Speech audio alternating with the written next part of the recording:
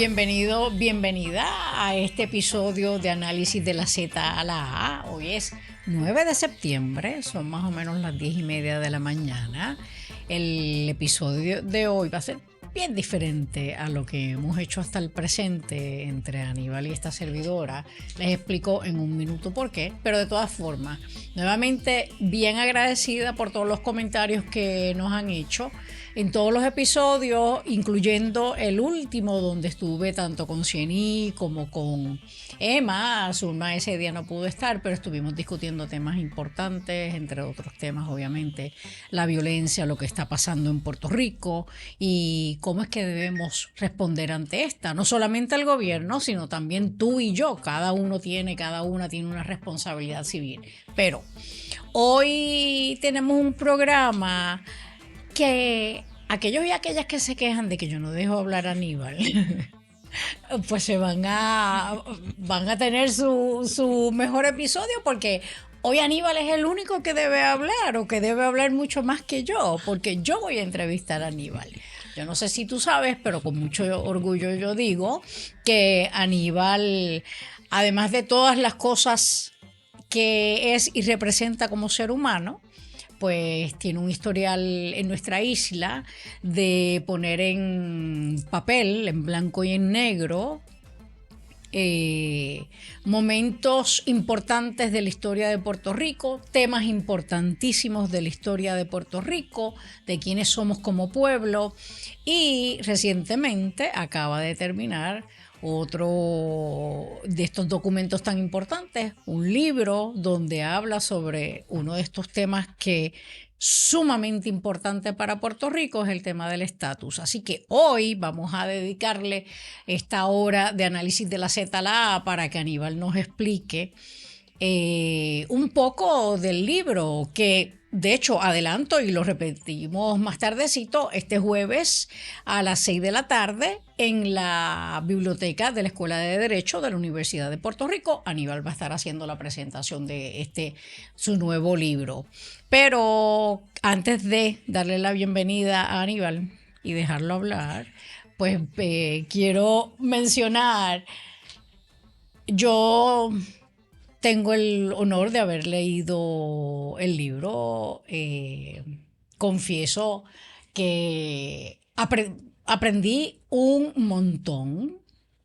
Y a medida que se iba leyendo, pues había partes donde yo decía, anda pa'l caramba, eso es cierto. Pero había otras partes que yo decía, ¿qué? Yo no estoy de acuerdo con esto. Así que fue bien interesante la dinámica que se dio mientras se le llevó el libro. Pero nuevamente tengo que decir que estoy bien orgullosa, estoy enamorada del libro y las invito a que lo compren, porque yo creo que, y no, ¿verdad? Porque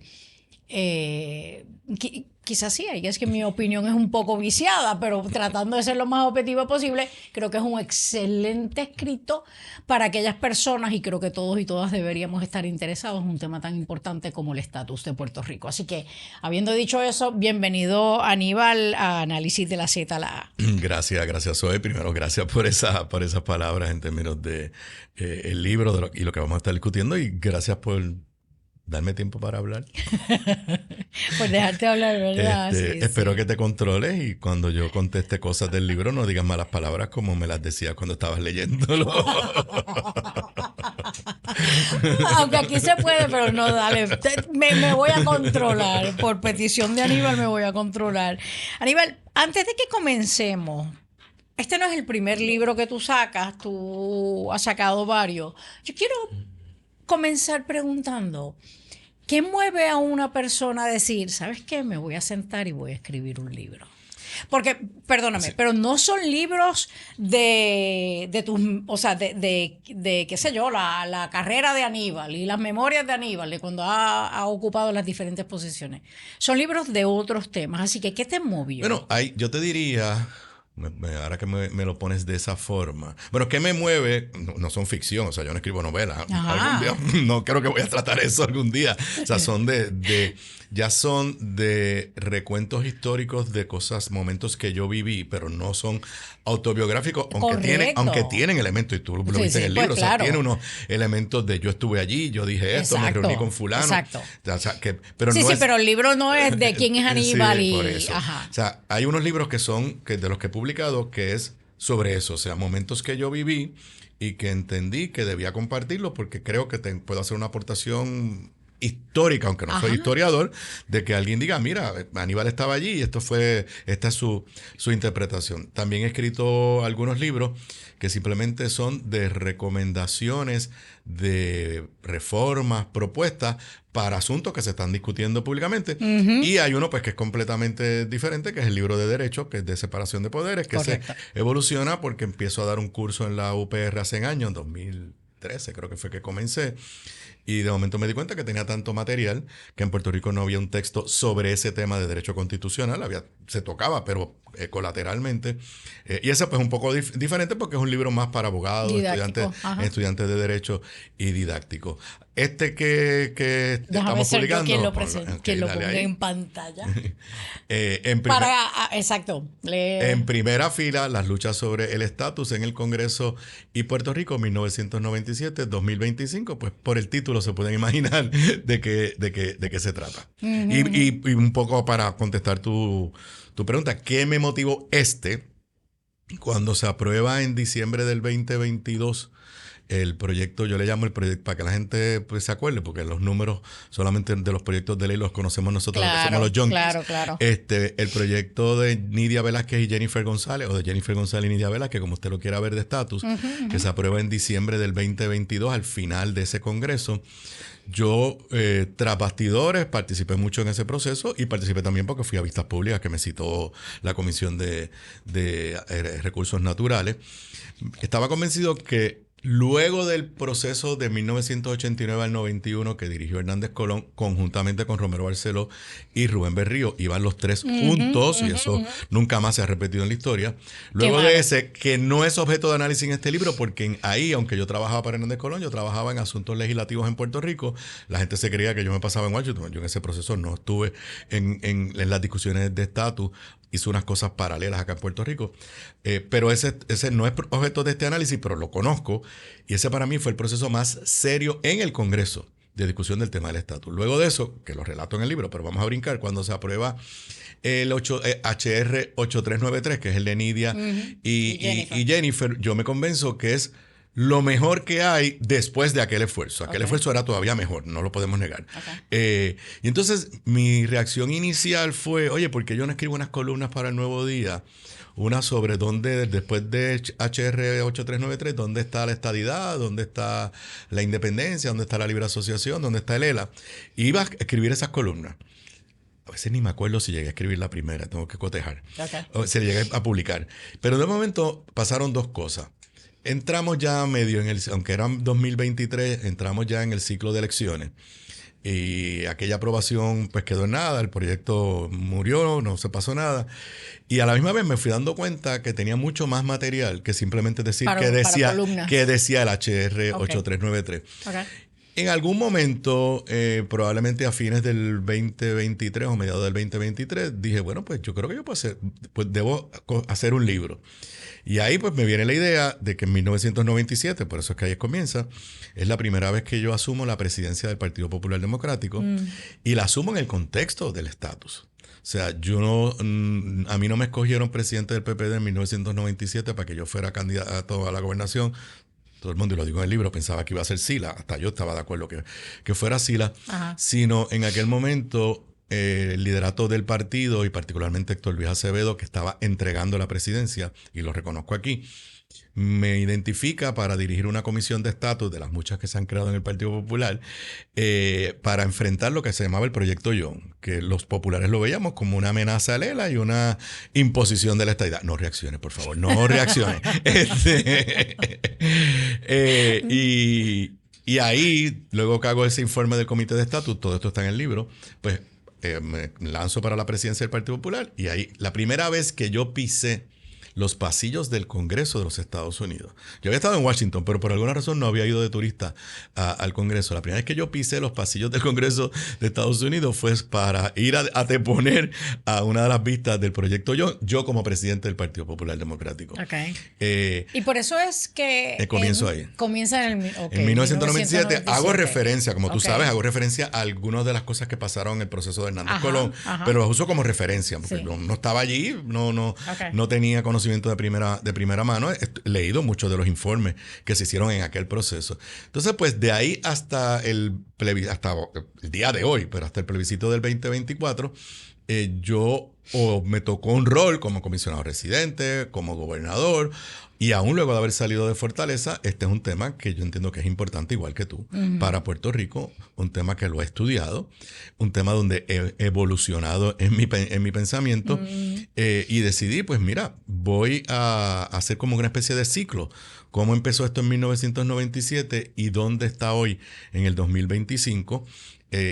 Incluyendo pues un análisis de los documentos y de los procesos históricos y mi conocimiento de lo que estaba pasando, obviamente desde mi perspectiva. Porque pues yo hablo ahí de reuniones en las que yo esté, pero yo no puedo hablar de reuniones que tuvo Pedro Pierluisi o que tuvo Jennifer González o que tuvieron los otros porque no fui partícipe. No fui partícipe de eso. Así que eso es lo que me motiva a tratar de darle al lector desde mi perspectiva, un entendimiento de dónde estábamos en 1997 y dónde estamos hoy en este importante tema del estatus. Dos preguntas me vienen a la mente escuchándote. La primera es, tú dices que tú en el libro le cuentas al lector o a la lectora cómo fue evolucionando todo este asunto desde el 97 hasta el presente. Te pregunto, porque tu libro no es un relato cronológico. Tú decides dividirlo por cada una de las alternativas. La pregunta es ¿por qué no lo haces? Ok, voy a cubrir todas las alternativas de esta fecha a esta fecha en este capítulo, de esta fecha a esta fecha todas las alternativas en este otro capítulo. Esa es una pregunta. Y la segunda pregunta que te tengo es...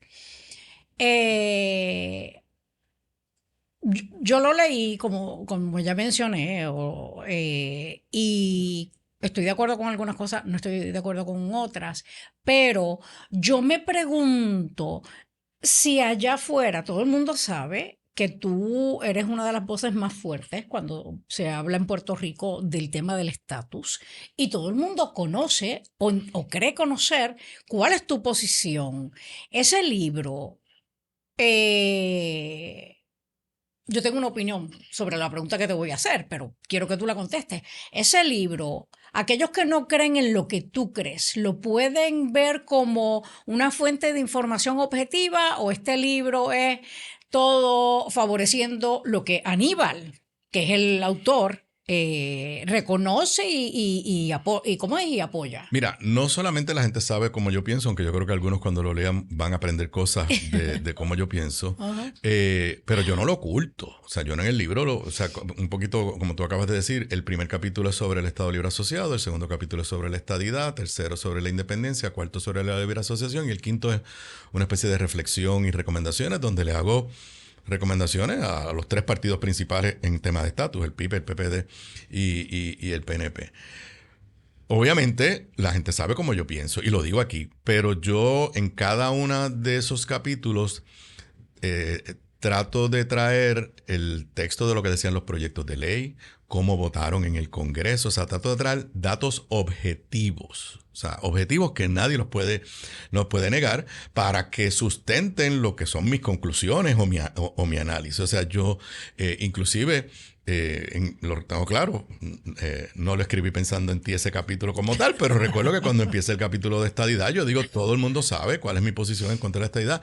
Yo no voy a escribir este capítulo para convencerles que yo tengo razón en que la estadidad no es la mejor opción, pero sí les voy a decir lo que yo entiendo que son las objeciones que hay a la estadidad en Washington, que están ahí constatadas y obviamente pues hago un análisis de la votación, cómo votaban los republicanos en 1997, cómo están votando en el 2024, cómo reaccionaba el Senado cada vez que esos temas se traían, cómo el liderato del PNP hacía unos plebiscitos que decía unas cosas y después hacía otros que hacía otras cosas diferentes, y son datos objetivos. Yo creo que personas que no piensen como yo en el tema de estatus, que probablemente cuando lo suma son la mayoría, porque pues pueden tener ahí unos elementos, o por lo menos una contribución mía para entender los retos que tiene su propia alternativa. Vamos a ponerlo de la siguiente forma. El primer capítulo, que yo sé que probablemente sea controversial. Pero antes de que vaya a eso, ¿por qué en ese orden? O sea, ¿por qué tú decidiste en lugar de por fechas? Porque me di cuenta que el escenario de cada una de las alternativas de estatus es hoy tan diferente a cuando yo pisé el Congreso por primera vez en 1997, que me parecía que si lo hacía simplemente cronológico, se iba a ir un poco perdiendo. Y entonces, pues, si tú eres alguien que crees en la libre asociación o no quieres saber de la libre asociación, pues puedes decir... Saltas ese capítulo. Por eso, o lo voy a leer con más detenimiento. O lo voy a leer con más detenimiento. Así que eso fue un poco lo que me llevó. ¿Dónde estaba Lela en 1997? ¿Dónde está en el 2024? ¿Dónde estaba la estadidad? ¿Dónde está ahora? ¿Dónde estaba la independencia? ¿Dónde está ahora? ¿Y dónde estaba la libre asociación? ¿Y dónde está ahora? Y creo que esa es la razón por la que me llevó a hacerlo de esa forma. Yo creo que en cierta forma un poquito te sale lo de profesor. El haber decidido eso, darle esa forma y no hacerlo cronológico, porque yo creo que, como bien dices, y otra vez, no porque esté de acuerdo contigo en todo lo que tú dices, pero si hay la valentía de cada representante de cada una de las alternativas de leerlo, y yo creo que va a tener el beneficio si el representante o la representante de cada alternativa está interesada en aumentar las probabilidades de que su alternativa gane. Yo creo que se puede usar como pero déjame ver qué es lo que pasó, qué es lo que hicimos bien, qué hicimos mal, y entonces corregir y volvamos a la carga. No sé si me estoy explicando. No, o sea, si lo lee como tú, una persona que cree en la estadidad, y lo lee no para estar peleando con Aníbal, yo les hago recomendaciones. Si ustedes quieren mover el tema de la estadidad, estas son mis recomendaciones como lo deben hacer. O sea, yo no digo no hables de estadidad. Yo digo, mira, yo creo que los errores que ustedes han cometido son 1, 2 y 3. Y de cara al futuro. Pero que lo haces para todas las alternativas. Por eso lo hago para todas. Que no es solamente contra, no es su posición de no quiero la estadidad y déjame decir lo que ustedes han hecho mal. Es a todo el mundo, incluyendo a aquellas cosas que tú en un momento dado has defendido y lo que defiendes hoy. A mi propio partido. Correcto. Por eso el primer capítulo, que empiezo por el ELA, se llama la deslegitimación del Estado Libre Asociado. Cuéntanos un poco qué tú dices. Bueno, lo que sucede es que cuando yo entro a la discusión de estatus en 1997, que de verdad empiezo en diciembre del 96, después que Héctor Luis Acevedo pierde las elecciones, lo relato ahí, él me nombra una comisión de estatus y es la primera vez que en el partido alguien me ve a mí como una persona que puede trabajar este tema. Y se lo reconozco a Héctor Luis, eso me abrió unas puertas en términos de mi desarrollo político profesional y llegar hasta donde llegué. Yo en ese momento tenía un convencimiento de que el Estado Libre Asociado era lo que el dogma del Partido Popular en el que yo me crié me había dicho, que en del 1949, del 50 al 52, se desarrolla un proceso a nivel del Congreso, que en ese proceso se aprueba una nueva fórmula, Estado Libre Asociado, que dejamos de ser un territorio clásico, que se trata de un pacto bilateral que solamente puede ser enmendado por consentimiento mutuo. Y aunque algunas personas se ríen hoy de eso, como tú te acabas de reír silenciosamente, la realidad es que lo cito, hubo documentos oficiales del Departamento de Justicia de Estados Unidos en la década de los 60, intercambio de cartas entre Muñoz Marín y Romero, y Muñoz Marín y el presidente Kennedy, que un poco validaban esa teoría. Así que cuando yo asumo la presidencia, ya habían indicios de que esa teoría se estaba resquebrajando. Pero el dogma del Partido Popular era, eso es lo que hay que defender, y yo creía que el proyecto Young, que trataba el ELA como una mera colonia, como un mero territorio bajo los poderes plenarios, pues yo creía que eso era el resultado de que Pedro Rosselló había sido bien efectivo, que Pedro Rosselló tenía una relación con Bill Clinton, que Carlos Romero Barceló era tremendo comisionado residente bien efectivo, que Don Young, que era republicano, creía en la estadidad. Yo dije, mira, esto es algo pasajero. Así yo entré. Esto es algo pasajero. Una vez nosotros podamos educar al Congreso, pues volveremos a reconocer que el Estado Libre Asociado es un pacto bilateral. Así que ahí es que yo entro. ¿Me río otra vez? No te puedes reír, Okay. ya. Así es que yo entro.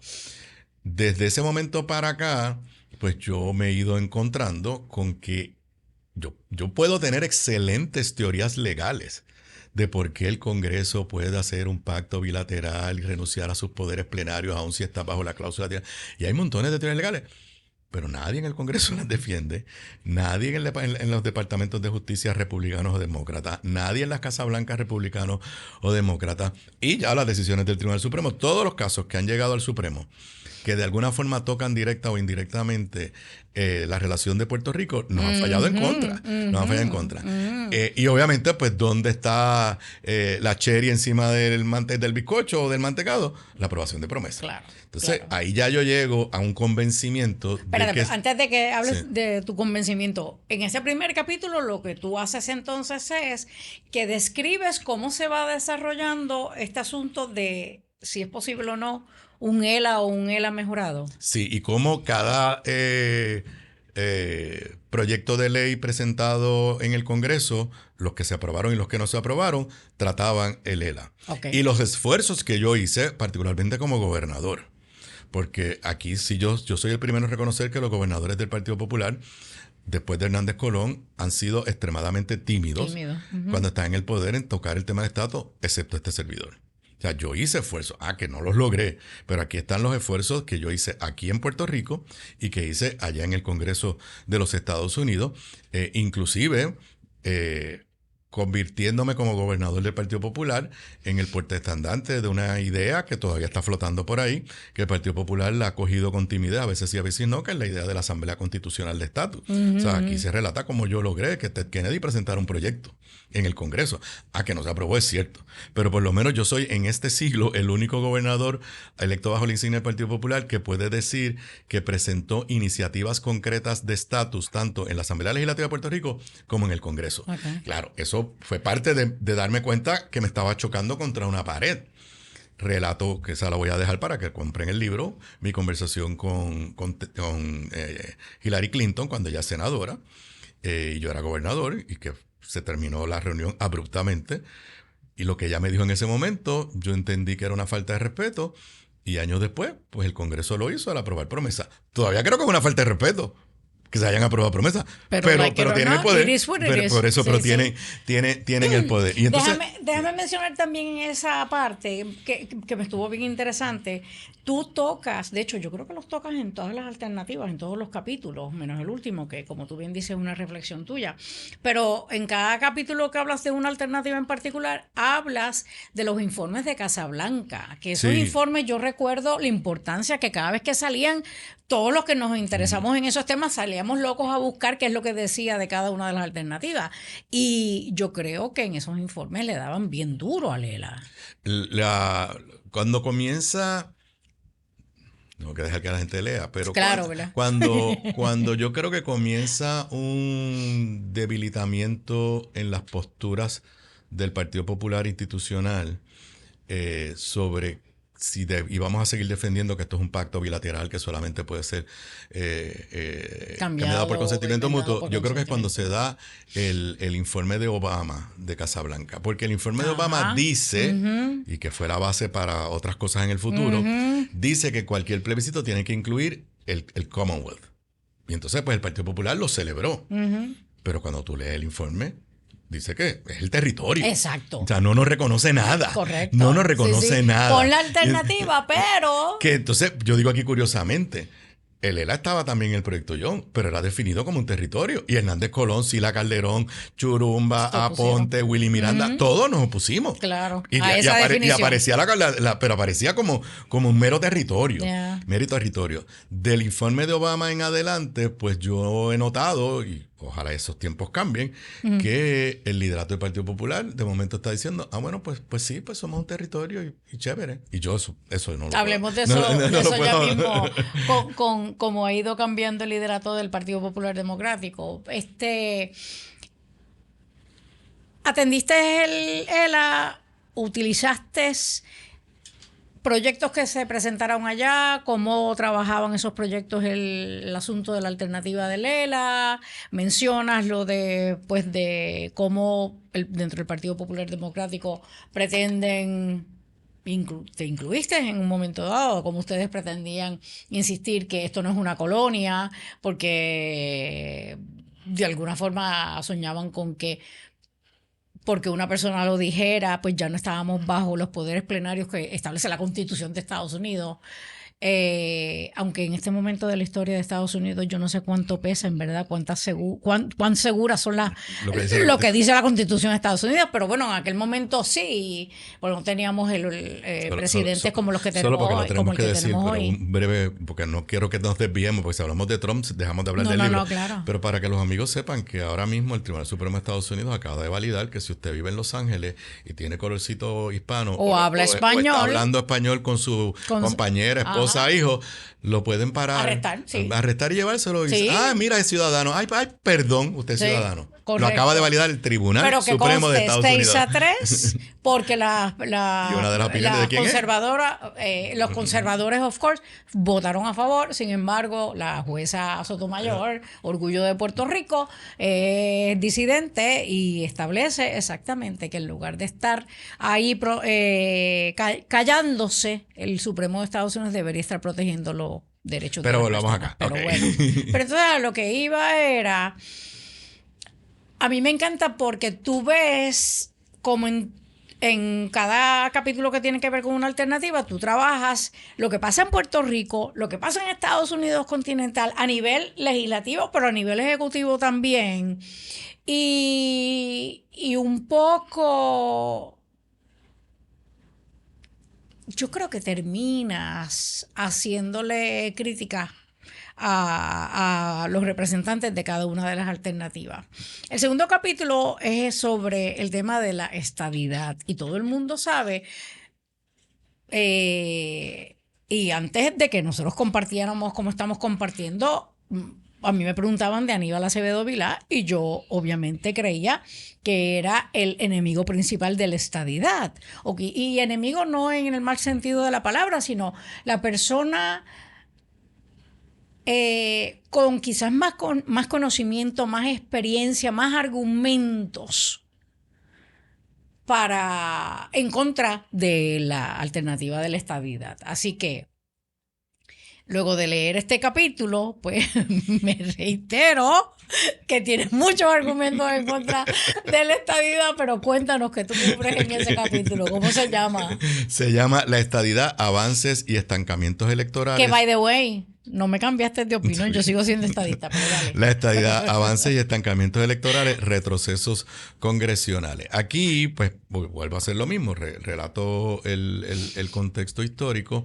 Trato de resumir en la introducción a ese capítulo porque hay objeciones en Washington a la estadidad. Y yo sé que hay unas objeciones que son inválidas, pues puro racismo. Pero después de todo, Estados Unidos es una sociedad que nació con el pecado original de la esclavitud. O sea, que eso está ahí.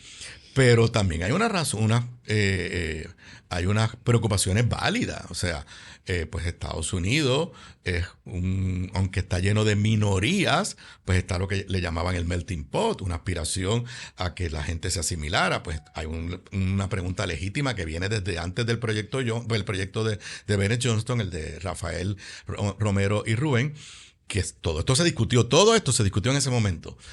¿Y qué pasa con el idioma? ¿Qué pasa con la identidad puertorriqueña? El tema del efecto de las contribuciones federales sobre la economía de Puerto Rico, porque tú ni yo pagamos contribuciones sobre ingresos, sí, pagamos el payroll tax y otras cosas. Esos temas surgen en el proceso de Rafael, del proyecto de Bennett Johnston en 1989 al 91. Y parte de lo que yo relato en este libro, en el capítulo de la estadidad, es que la estrategia que estableció Pedro Rosselló, que la han seguido los líderes del PNP hasta ahora, es la siguiente. Número uno, no vamos a buscar consenso. Contrario a Hernández Colón, que trajo a Romero y trajo a Rubén. No, nosotros somos el PNP, tenemos la mayoría de la legislatura en Puerto Rico, tenemos buenas relaciones en Washington, no tenemos que llamar a los populares, no tenemos que llamar a nadie, nos vamos sin consenso. Y en segundo lugar, esos temas de qué pasa con el idioma, qué pasa con la identidad cultural, no los vamos a discutir en Washington. Entonces, cuando venimos aquí a Puerto Rico, decimos, no, nada va a cambiar. Nos vamos a convertir en Estado, nada va a cambiar. Y cuando van allá, dicen, no, nosotros cuando seamos Estado vamos a bregar con el tema del idioma. Y mi hipótesis es que al no contestar con seriedad esas preguntas legítimas, lo que ha hecho el liderato del PNP, atrasar la estadidad. Y la gente me dirá, pero ¿cómo va a ser si hoy vota más gente por la estadidad en Puerto Rico que hace años atrás? Sí y no.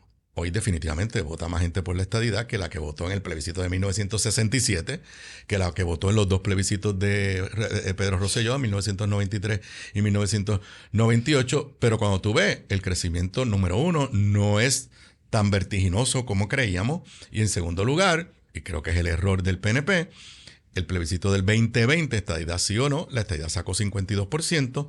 El plebiscito de ahora de noviembre del año pasado, cuando tú cuentas las papeletas en blanco, y aquí yo relato cómo el Congreso las cuenta, contó ninguna de las anteriores en el 1998, contó las papeletas en blanco en el 2012, y las si hubiese un proceso serio, las contaría ahora. Cuando tú cuentas las papeletas en blanco, la estadidad sacó 49.5, 49.8, o sea que se estancó de 52 en el 2020 a 49.8 en el 2024. Ahí están los datos.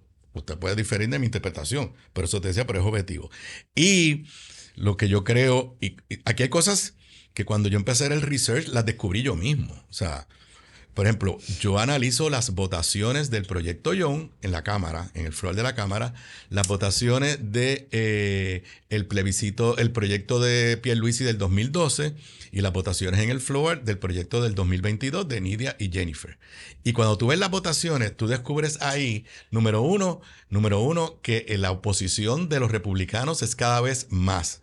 Número dos, que la oposición en el Comité de Recursos Naturales, que es el que tiene jurisdicción de los republicanos, es cada vez más, y que la oposición del liderato republicano es cada vez más. Y por último, que el Senado de los Estados Unidos, la última vista sobre estatus en el Senado de los Estados Unidos fue en el 2013. Reconozco que hay un error en el libro, digo 2014, y ya me mandaron a corregirlo. En alguna próxima edición lo corregiré, pero desde el 2013 no hay ni una vista informativa en el Congreso de los Estados Unidos sobre el tema del estatus. Ni tan siquiera el proyecto que tú y yo creemos que ha sido... ¿Tú crees que el que estuvo Hernández Colón fue el mejor? Pero el de Nidia Velázquez y el de Jennifer, excelente proyecto, etapa, excelente gestión, sí. Y ni tan siquiera para ese atendieron en el Senado. Hubo vistas públicas. Wilton, ¿cómo vamos de tiempo? Disculpe.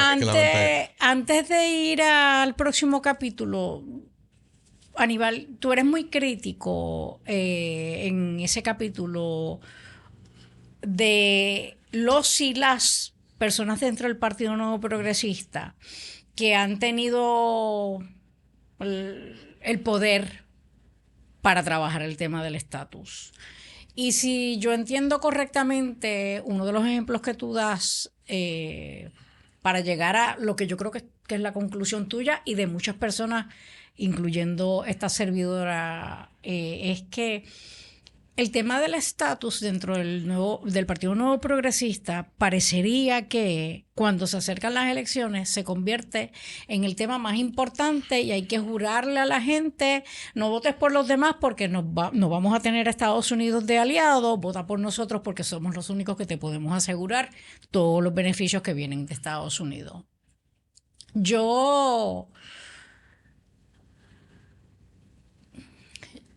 Yo no sé si culpar a algunos líderes del PNP, pero yo te puedo decir, yo he estado ahí frente a líderes del PNP que cuando he estado en campañas han dicho, no hablemos de la estadidad porque yo tengo un montón de gente que vota por mí y que no son estadistas, así que no hablemos y yo quiero llegar a la posición, así que no hablemos del tema. Entonces, Digo que yo no sé si atreverme a culparlos, porque si lo que quieren es el poder, pues tú sabes, allá cada ser humano con sus estrategias para lograr el poder, y allá cada ser humano que crea que el poder es lo más importante.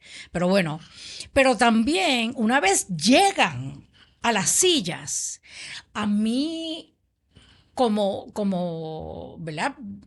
PNP por muchos años y habiendo estado desde afuera y en un momento dado desde adentro, a mí sí, yo tengo que estar de acuerdo contigo con que no es suficiente lo que se hace dentro del partido por la estadidad, porque de momento ya llegamos y se nos olvida. Y por eso te digo, si un estadista que lea ese capítulo y no lo lea pensando que Aníbal es el demonio en contra de la estadidad, me puedo sonreír si me dicen eso, no me regañe. Va a ver que yo lo que les estoy diciendo, no cometan los mismos errores. Por ejemplo, hacer plebiscito con las elecciones. Ya en Washington, como hay una oposición natural a la estadidad, eso es lo que tienen que admitir. El Congreso no está desesperado. Ay, pídanos la estadidad que se la vamos a dar. Los estadistas tienen que ir superando unas objeciones serias y legítimas que haya a la estadidad. Pues entonces, como hay oposición, si yo fuera estadista, tendría que diseñar unos procesos para que me los critiquen lo menos posible. En el 2012, ganó la estadidad alegadamente. No dijeron que no se contaran las papeletas en blanco. Pero no solamente eso. El Congreso el Congressional Research Service dijo, pero es que no solamente eso. Es verdad, ellos dicen que ganó la estadidad, pero en esas elecciones ganó Alejandro García Padilla. Así que la votación es confusa. La votación es confusa. En el 2020, entonces el otro error que han cometido es que piden la aprobación del Departamento de Justicia bajo la ley de Obama, y entonces cuando el Departamento de Justicia no se las da, hacen el plebiscito de todas formas. Entonces, y ahora vuelven a hacer lo mismo, porque ¿cómo tú crees? O sea, imagínate que yo soy un congresista que no creo en la estadidad. Entonces tú vas y me dices, no, en el 2024 la estadidad ganó. Y yo sé lo que le van a decir. Pero es que no está muy claro porque mira, ahí está sentado Pablo José Hernández Rivera, que ese mismo día de las elecciones que ustedes dicen que ganó la estadidad, los puertorriqueños votaron por él para comisionado residente, y la última vez que vi él es antiestadista. Y es verdad, es una contradicción. Entonces, en la medida que ¿por qué? Porque el PNP pone esos plebiscitos el día de las elecciones para sacar a los estadistas a votar. No estoy tan segura que eso necesariamente sea una contradicción, pero lo han dicho y lo van a decir. Y lo han dicho y lo van a decir. Sí. Y espérate, hay una línea porque cuando la leíste ¿tú te imaginas que los estadistas vayan allí? Vamos a imaginarnos que mañana hay una vista pública seria sobre el plebiscito del 2024. Y los estadistas van allí a decir que las papeletas en blanco no se cuentan. Y Pablo José va a decir, hello, yo estoy aquí, yo voté en blanco, compañeros congresistas. Ustedes me van a decir en la cara que mi voto no cuenta. Es más, yo les voy a explicar por qué yo voté en blanco. Makes no sense. Makes no sense. Fíjate, yo, antes de pasar al próximo capítulo, porque quiero que cubramos todos los capítulos sobre la estadidad, tengo que decirte algunos ejemplos que tú utilizas para argumentar que los líderes del PNP no es que no crean en la estadidad, pero no escogen las mejores estrategias para defender lo que dicen creer. Yo estoy de acuerdo con algunos de esos ejemplos, con otros no necesariamente, pero hay uno que a mí, que yo creo para mí es el más importante de todo. Si en verdad yo creo en algo, y eso es como yo lo veo, si en verdad yo creo en algo, a mí no me importa. Es más, yo quiero que las otras alternativas estén sobre la mesa de la forma correcta. No yo definiéndola, sino que cada representante de cada una de las alternativas la defina para que en verdad, al fin y al cabo, sea el pueblo puertorriqueño el que decida. Y eso es una de las cosas que a mí más me decepciona de líderes dentro del Partido Nuevo Progresista. Cuando se ha tenido el poder para abrir un camino objetivo para que esto en verdad el pueblo pueda decidir, se ha rechazado. Y lo voy a mencionar rapidito, pero yo recuerdo mis primeras frustraciones como senadora fue haber presentado aquel proyecto que anda para el caramba, le metimos un montón de horas, pero era para llevar a cabo un plebiscito, pero permitiendo que cada representante de cada una de las alternativas pudiera presentar su definición, no decidiendo acá, no, yo soy PNP y que se jodan, como yo tengo el poder, yo voy a definir y esto es lo que le voy a presentar. Creo que el día que esto se haga, quien sea que lo provoque, tiene, si en verdad quiere hacer una diferencia, tiene que traer a la mesa a todo el mundo, al que te gusta y al que no te gusta, para que entonces se defina cada una de las alternativas. Totalmente de acuerdo contigo. Yo creo que hay que revivir mecanismos de consenso aquí, pero sabes que también tienen que de alguna forma buscar mecanismos de consenso en Estados Unidos, que las iniciativas sean bipartitas. Si es una iniciativa solamente de los demócratas, no va a pasar. O sea, eso no va a suceder. Así que ahí hay un elemento de que el efecto de la oposición tan grande de los republicanos.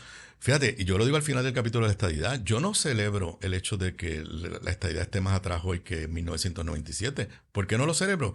Porque en la medida que ofrecer la estadidad es sinónimo a un proceso de libre determinación, el Congreso no quiere aprobar nada, pues porque no acaban de darles unos argumentos para que ellos piensen que es un verdadero proceso de libre determinación y que la estadidad pues podría ser con las condiciones que ellos estén dispuestos a dar. Entonces es como una especie de círculo vicioso. Tú no me has aclarado qué significa la estadidad para ti y qué significa la estadidad para mí, la nación. Y en segundo lugar, si tú me dices que cuando la gente vote van a votar el 80% a favor de la estadidad, pues yo no voy a aprobar nada, porque yo no quiero ni ofrecerte la estadidad. Y entonces nos deja, y por eso digo aquí, que el liderato del PNP casi se ha convertido en los que más han propiciado la colonia eterna. La colonia eterna. Yo recuerdo a alguien, no voy a decir quién, me dijo una vez, es que los PPD lo que les gusta es administrar la colonia. Y yo recuerdo mirarle y decirle, los PPD, pero ¿qué hacemos los PNP si no es lo mismo? ¿Cuándo estamos empujando para salir de esto? Pero bueno, Aníbal, el tercer capítulo, Independencia, me estuvo bien curiosa. El tercer capítulo, la independencia, voy a ponerle el título porque el título trata de comunicar la independencia, avances interesantes. La independencia, la realidad es que el liderato del PIB no ha trabajado Washington con la intensidad que debió haberlo hecho. Juan Dalmau, hay que reconocerlo, sí ha hecho unas cosas en los últimos años. Ellos estuvieron en la mesa con Rubén Berrío, Hernández Colón y Romero Barceló, pero luego de eso, pues todos estos proyectos empujados por comisionados recientes del PNP en Washington, pues el PIB va y bueno, si vamos a hablar de estatus, pues vamos a hablar de estatus. El proyecto así que durante todo el proceso que yo examino, no hubo grandes avances en ningún proyecto, ni electoralmente aquí en Puerto Rico, cuando hubo plebiscitos criollos, ni allá en Washington, hasta el HR 8393, el de Nidia. Bueno, y tengo que decir que un poco el informe de Casa Blanca de Obama, pues dice que, por ejemplo, que en todas las opciones se debe garantizar la ciudadanía americana de los que hoy somos ciudadanos americanos. Correcto. Inclusive en la independencia lo dice, que si tú eres Puerto Rico se convirtiera independiente y tú te quieres quedar viviendo en la República de Puerto Rico, no te pueden quitar la ciudadanía americana, dice el informe de Obama, y eso es un paso de avance, pero que ni los pipiolos lo aplaudieron, ¿no? O sea, no lo destacaron. El H393... HR 8393, el de Nidia y Jennifer, tiene, número uno, un proceso de transición económica, que es algo interesante, de 20 años, 10 años con fondos federales al tope que lo tenemos ahora, y después se va escalando poco a poco. Habla del flujo libre de personas del Puerto Rico independiente a los Estados Unidos por un periodo, ahora estoy de memoria, creo que de 20 o 25 años. En otras palabras, mañana eres república, te puedes montar un avión e ir a trabajar a Estados Unidos sin ningún problema de inmigración. O sea, tenía unas cosas, tiene unos elementos, me parece interesantes ese proyecto, y ahí es a donde voy. Donde yo veo los avances interesantes es en la votación última. La independencia históricamente había sacado 2, 3, 4% en todos los plebiscitos que yo he vivido, 93, 98, el 2012, y en las elecciones pasadas, cuando cuentas las papeletas en blanco, sube a 9%. Es una minoría, pero subirle 4% Claro. en el 2012, de 4% a 9% en el 2024, es interesante. Y aquí yo doy unos datos que son de las cosas que comparto por primera vez. Igual que, por ejemplo, comparto diálogos con Hernández Colón y otras cosas, me parece que son aportaciones históricas.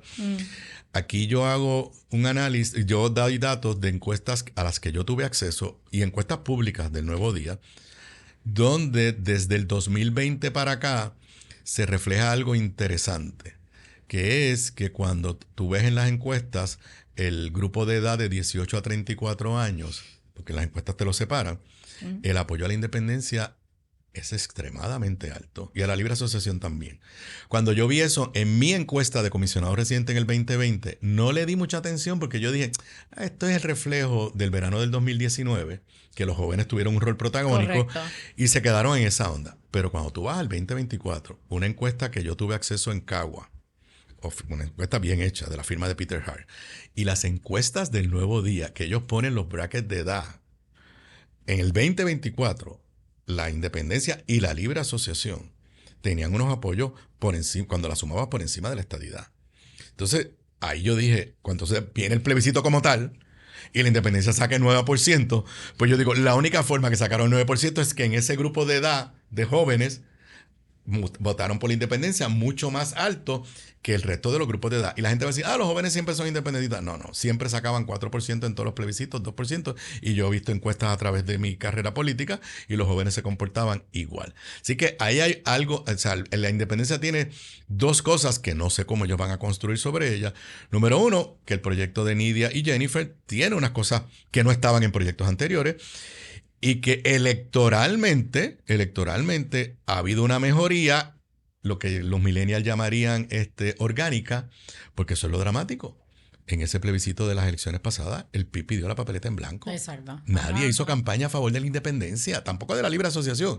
Entonces, como que yo me pregunto, ¿estará pasando algo ahí orgánico? En la generación tuya y mía diríamos silvestre, pero los jóvenes le llaman ahora orgánico, los millennials. ¿Estará pasando ahí algo orgánico que no hemos visto? No olvidemos que esa es la generación de la crisis. O sea, esa es la generación que lo único que ha vivido es crisis. Esa generación tú no le puedes decir, sin Estados Unidos vamos a estar en crisis económica, porque te van a decir, ¿pero de qué rayos si yo llevo crisis económica con Estados Unidos al lado mío? Así que yo lo que digo es, y ayer tuve una entrevista en Metro y Ayola Virella me preguntaba, yo que bueno, Ayola, eso ya le toca a un sociólogo, o sea, yo simplemente estoy dando unos datos ahí. Si alguien hubiera una universidad aquí que quisiera hacer unos estudios más profundos de qué está pasando con esos jóvenes, pues amerita hacerlo. Por eso hablo de avances interesantes en el tema de la independencia. Y hablando sobre la independencia, yo me pregunto, porque acabamos de coger un ratito para criticar a los y las líderes del PNP porque parecería que no empujan suficiente o las estrategias que utilizan no son las mejores para empujar la estadidad, particularmente con esto de que pues una vez llegan como que el tema ya no es tan importante, es más importante en las elecciones o próximo a las elecciones. Esa misma crítica se la debemos aplicar a Juan Dalmau. Yo recuerdo la frustración que a mí me creó cuando yo escuché a Juan Dalmau decir, yo soy el mejor candidato y el que tú votes por mí no significa que votes por la independencia. Yo me preguntaba, oh my God, está haciendo él igual que un montón de otras personas que utilizan el tema del estatus, que es lo que tú crees que se merece tu pueblo, de forma... Cuando te conviene y cuando no te conviene lo pones a un lado. Bueno, sobre ese tema, primero yo solapadamente critico de que el PIB no ha tenido una operación en Washington. Ajá. Cuando yo estudiaba en Harvard, había mi gran amigo Manuel Rodríguez Orellana, que hace tiempo estábamos por tomarnos un café. Manuel era profesor en Northeastern en Boston y en el PIB le dieron el título del secretario de Asuntos de las Américas, que básicamente era, cada vez que haya algo en Washington, tú te vas para el Capitolio y defiendes nuestra postura. Okay. Y cuando yo estoy en el proceso del proyecto John, Manuel está haciendo eso. Luego de eso, por razones de vida, pues él regresó a Puerto Rico y el PIB no ha tenido una figura así. Es una figura que a nombre del PIB está a 1 hora, 2 horas, hay que ir a una vista pública, hay que reunirse con... Lo hacían. Así que ellos, igual que el Partido Popular, abandonaron la capital federal. O sea, y Juan, eso está haciendo unas cosas. Ahora, yo sí señalo que el resultado del 2024, del plebiscito y las elecciones, le plantea al PIB una oportunidad, pero a la misma vez una contradicción. Ok, Juan saca 31%, algo nunca antes visto, un candidato bajo la insignia del PIB. ¿Por qué sacan 31%? Porque convenció a ese 31%. Vamos a imaginarnos que ese 31%, pues un X% sí son independentistas. Pero convenció a mucha gente que no son independentistas de que las elecciones no son plebiscitarias. Con lo cual tiene razón. Las elecciones es quién va a ser el mejor candidato a gobernador, quién va a ser el mejor candidato a alcalde, a legislador. Así que él convenció. Pero en ese mismo día, sin que el PIB hablara de independencia, la independencia subió de 4% en el 2012 a 9%. Entonces, yo creo que el PIB ahora, Juan Dalmau o quien sea, tienen, por un lado, una oportunidad. Oye, estamos creciendo en la confianza de los electores para administrar la colonia, porque eso es lo que es. Porque no hablamos de independencia, pero si nosotros hablamos de la independencia subió de 4 a 9%, ¿qué hacemos? Yo no sé. Yo no sé lo que van a hacer. Pero porque cada vez que hablen más de... Lo que pasa es que cada vez que hablen más de independencia, la gente que votó por ellos en el 2024 va a decir, no, pero pues que entonces de verdad es un partido que lo que va a hacer es empujarnos la independencia como de lugar. No puedo votar por ellos. Pero entonces si no hablan de eso, si no hablan de independencia y se está dando algo ahí, que a lo mejor yo estoy equivocado, se está dando ahí algo orgánico a favor de su fórmula, ¿dónde quedan? No sé. Pero más allá, ¿qué de ser un líder o una líder responsable? ¿Qué de, en verdad? Porque otra vez, estamos criticando a los estadistas y las estadistas porque cuando llegan las elecciones empiezan a hablar de la estadidad, pero cuando se van las elecciones y ganaron, ya el tema no es importante. No es la misma crítica que deberíamos estarle haciendo a Juan Dalmau. Porque al revés, yo no tendría ningún problema. Yo no tendría ningún problema que un estadista me diga, vota por mí, porque yo quiero ser alcalde, y esto no tiene nada que ver con la estadidad. Pero tú sabes, vas a votar por mí. Yo no te voy a traer la estadidad desde la alcaldía de San Juan. Ahora, vota por mí, pero sabes que el día que me digan que vaya a Washington, voy a hablar a favor de la estadidad. Que by the way, voy a hablar a favor de la para estadidad. hacerle justicia a Juan lo hizo, Juan lo dijo. Juan, pues cuando estaba en las elecciones, él dijo, no es votar por la independencia, pero cuando me toque, yo voy a defender lo que yo critico de los estadistas es, vota por mí porque al yo ganar las elecciones te voy a traer la estadidad. Y al otro día, bueno, estamos grabando septiembre 9 y Jennifer no ha presentado ni un proyecto de ley sobre estatus en Washington. Ya no es comisionada residente, pero tiene un montón de amigos allí. Yo cuando yo fui gobernador logré que Ted Kennedy presentara un proyecto y Nidia Velázquez en la Cámara. O sea, tenemos un mandato a favor de la estadidad. Ajá. Y no se atreven ni tan siquiera a presentar una medida legislativa sobre estadidad. Así que yo creo que la crítica tiene validez, pero son diferentes. Sí. Lo que le dijeron al país cada uno de los dos. Y entonces la última alternativa que queda, que yo creo que mucha gente pensó que se iba a morir en un momento dado, y entonces todo lo contrario, ¿no? Porque aunque todavía son muy pocas las personas que creen en ella, ha aumentado la cantidad de personas. La libre asociación. Yo le llamo la libre asociación la alternativa huérfana que adelanta. Y ahí pues también se ve el proceso de mi reflexión y mis cambios o ajustes en mi postura. Porque pues yo voy haciendo, primero trato de hacer un relato de qué es la libre asociación desde el punto de vista de derecho internacional y desde el punto de vista de las experiencias que tiene Estados Unidos. Y claro, la voy llevando como la libre asociación en el Congreso, cuando les conviene la ponen separada y cuando no les conviene la ponen junto con la independencia. Y el PNP hace lo mismo. En el plebiscito de 1998 pusieron la libre asociación separada del ELA territorial. Después en el plebiscito del 2012 pusieron la libre asociación separada de la independencia. En el 2012, pero después en el 2017 de Ricky Rosselló pusieron la libre asociación junto con la independencia. O sea, la libre asociación primero no tiene ni un solo partido que la defienda como tal. No ha estado en la mesa de negociación con grupos. O sea, ha habido personas y grupos que la han representado, pero no estamos hablando de grupos que se crean coyunturalmente porque hay un plebiscito criollo. Correcto. No, pues, qué sé yo, no sé qué institución mencionar, o sea, pero instituciones con una trayectoria histórica. Y en el Congreso nunca ha estado en la mesa negociando. O sea, en el proyecto H393, 8393 de Nidia, en la mesa negociaban Nidia, Jennifer a favor de la estadidad, Pedro Pierluisi, que era gobernador y había sido comisionado. No había nadie en la mesa. No, citaban a vistas públicas, yo fui a vistas públicas, pero eso es otra cosa. Y a pesar de eso, número uno, en ese proyecto de Nidia, está separada de la independencia. Correcto. Tiene una transición económica mucho mejor que la de la independencia. Y comienza a romperse el mito de la ciudadanía americana, porque reconoce que bajo la libre asociación, ese proyecto dice que si tú naces en Puerto Rico de libre asociación y tu padre o madre es ciudadana americana, la puedes transmitir sin ningún problema automáticamente. Así que ha habido un mejoramiento desde el punto de vista de lo que dice. Obviamente, esto fue la Cámara nada más, pero por lo menos hay un primer proyecto que trata a la libre asociación casi desde el punto de vista de oportunidades, más o menos bien similar a las otras alternativas. Yo digo que ese es el punto de partida porque yo me hago la pregunta, ¿qué ofrecería el Congreso si un partido organizado con historial en Puerto Rico dice, no, esa es la opción que yo quiero defender? Y también hago la pregunta, ¿qué hubiera pasado si el Partido Popular le hubiera dicho a Nidia, ¿sabes qué? Te vamos a traer una propuesta de ELA soberano fuera de la cláusula territorial. Nunca lo sabremos. Tampoco sabremos qué hubiera pasado si en el 2012 el Partido Popular, en vez de pedir votar la papeleta en la segunda pregunta en blanco, le hubiera dicho a los populares, que fue lo que yo hice, yo voté ELA soberano. Y aquel plebiscito del 2012 sacamos 24%.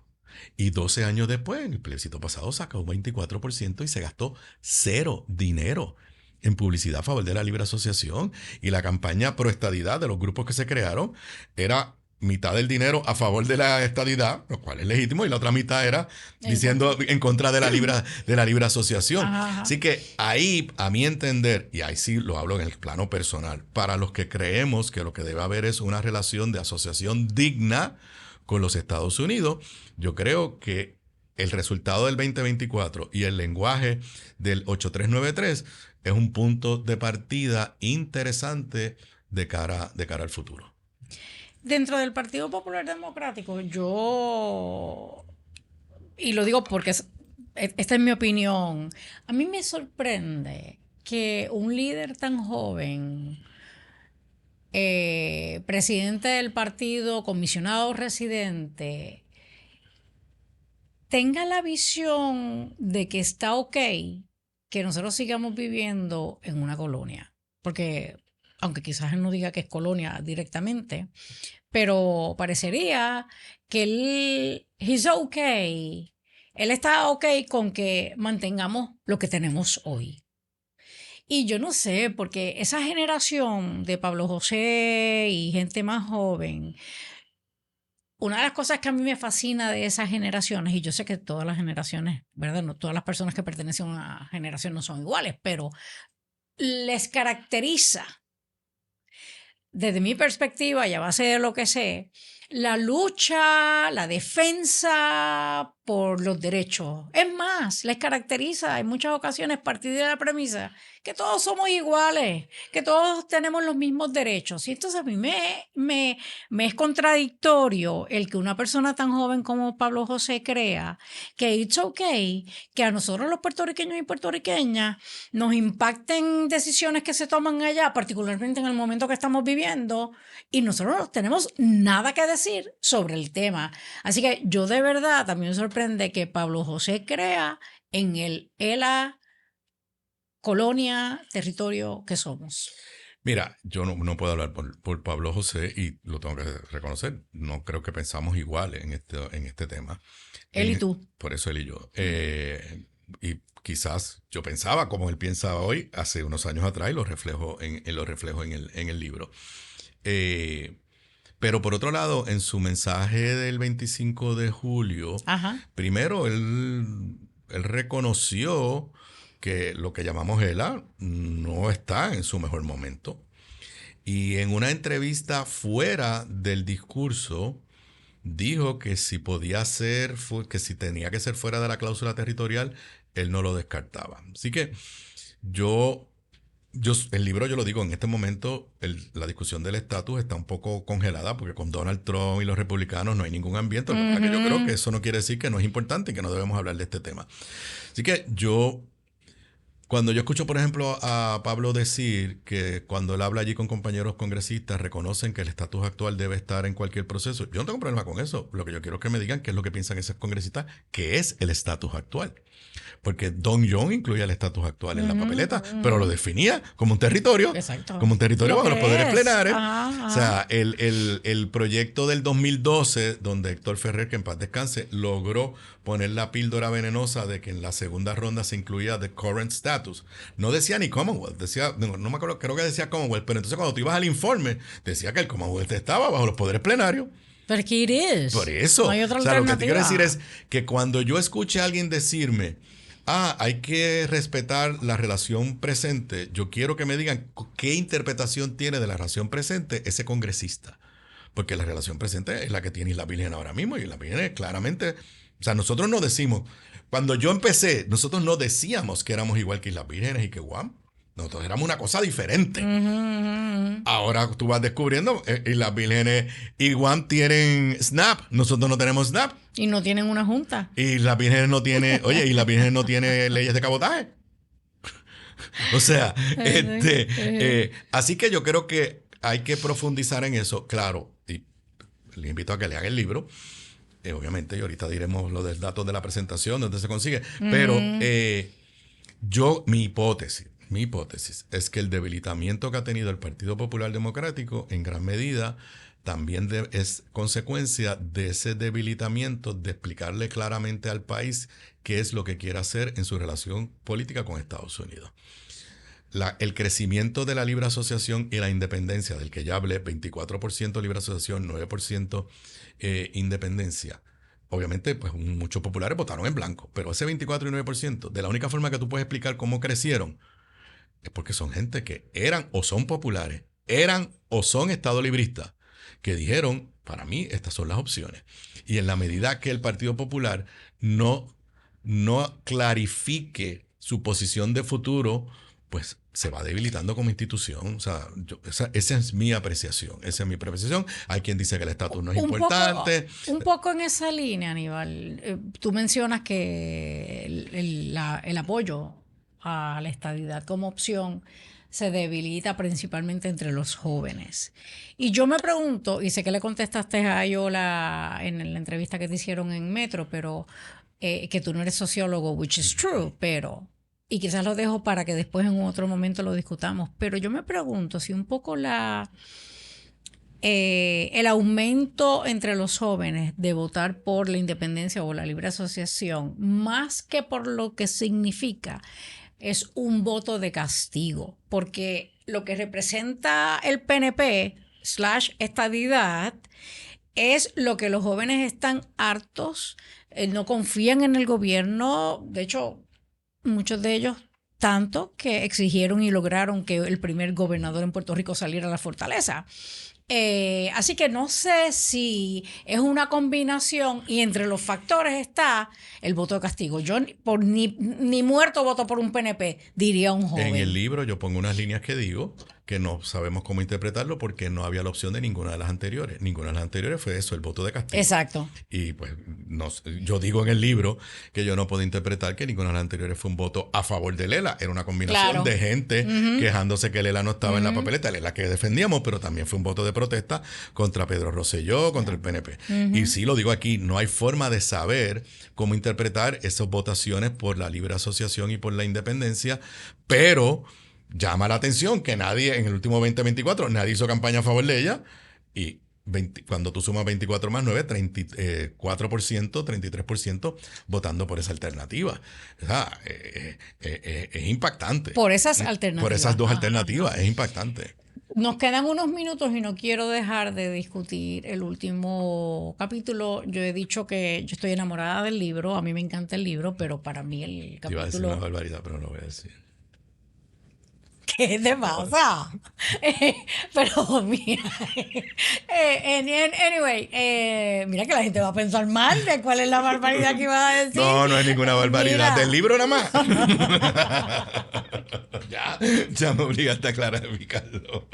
Mira, Aníbal, ese último capítulo a mí me encanta porque es que Yo creo que refleja tantas cosas de ti como ser humano que yo creo que un montón de gente no conoce. Yo creo que refleja tu valentía. Yo creo que refleja tu capacidad de introspección y decir, esto antes creía en ello, hoy con la información que tengo no es lo correcto y me atrevo a decir que creía en ello, pero porque por razones de la vida hoy creo en otra cosa. Creo que refleja sinceridad, como dije ya, valentía, la capacidad de autocriticarte y cambiar de opinión abierto a cosas nuevas.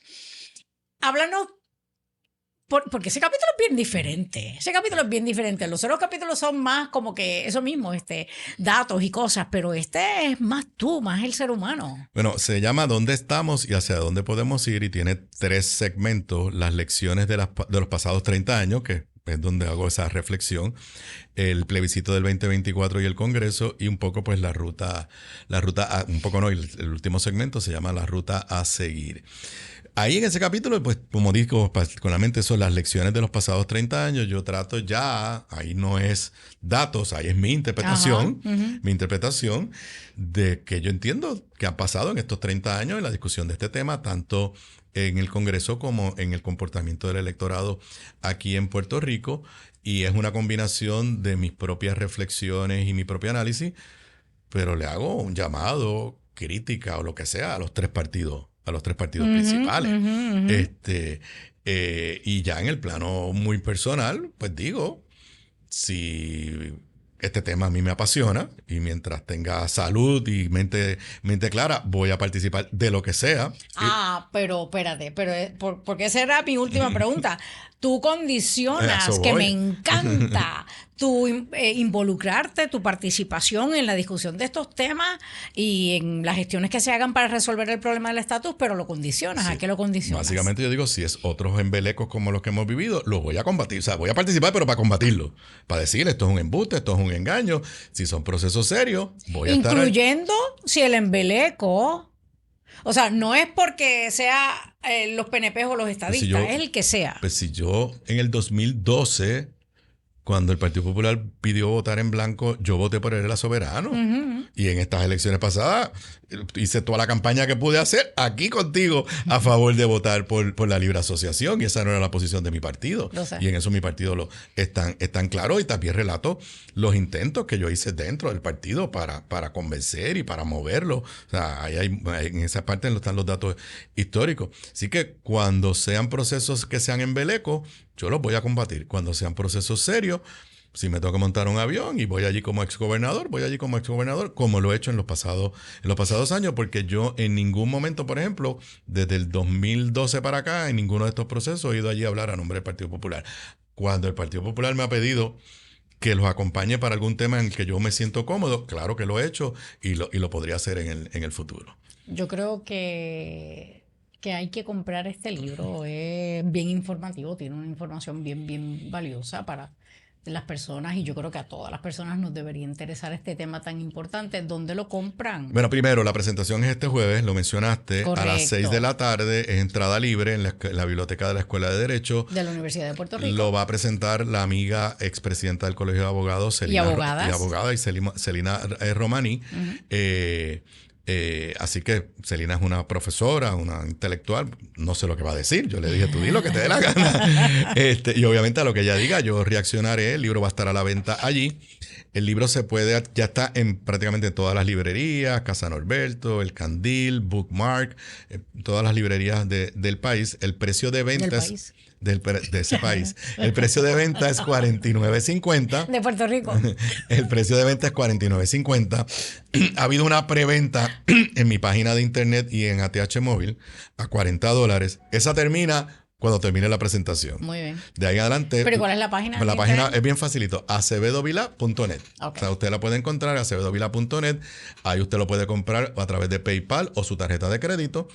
Y lo recibe por correo y yo se lo dedico. Y todo el mundo tiene ATH Móvil. En ATH Móvil vas a la sección de negocios y escribes Publicaciones PR. Publicaciones PR. haces el pago de $40 y ahí de mi oficina se te van a escribir porque por ATH móvil no sale tu dirección, pero todo el mundo lo está recibiendo, les mandamos un email o lo llaman, nos dan la dirección postal y lo reciben. $40 por internet en mis páginas hasta el jueves. Luego, el mismo precio de venta, $49.50.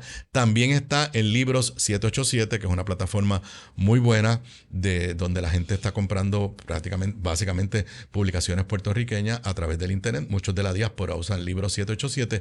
Ya el Libro 787 también está disponible. Usted entra a la página de ellos y lo puede ordenar. Pues y los veo el jueves. Y nos vemos el jueves. Eso iba a decir, yo sé que a mucha gente le encantaría no solamente tener el libro, sino tenerlo firmado y dedicado por Aníbal. Así que ya saben que el jueves a las 6 de la tarde, este jueves, allí en la Escuela de Derecho, la biblioteca, Aníbal estará allí firmando. A los que no puedan ir, se va a transmitir por mi página de Facebook, mi página de Facebook y por mi canal de YouTube. Así que pues los que lo quieran seguir en vivo desde el jueves, pues me imagino que empezaremos como a las 6:30, pero estamos citados a las 6. Yo tengo que concluir nuevamente que este tema del estatus es un tema bien importante. Yo puedo, en cierta forma, aceptar que quizás, qué sé yo, no es lo mismo hablar de estatus y hablar de elecciones, que no es el tema, pero sigue siendo un tema sumamente importante y un tema que urge solución. Así que mi petición como puertorriqueña, es que aquellos que tienen el poder para mover este asunto lo muevan no pensando en sus candidaturas o agendas escondidas, sino pensando en qué es lo que qué es lo mejor para Puerto Rico. Nos vemos el jueves con la ayuda de Papá Dios, aquellas que no puedan llegar. Ya Aníbal explicó cómo pueden conseguir su libro. Así que hasta la próxima en Análisis de la Z a la A.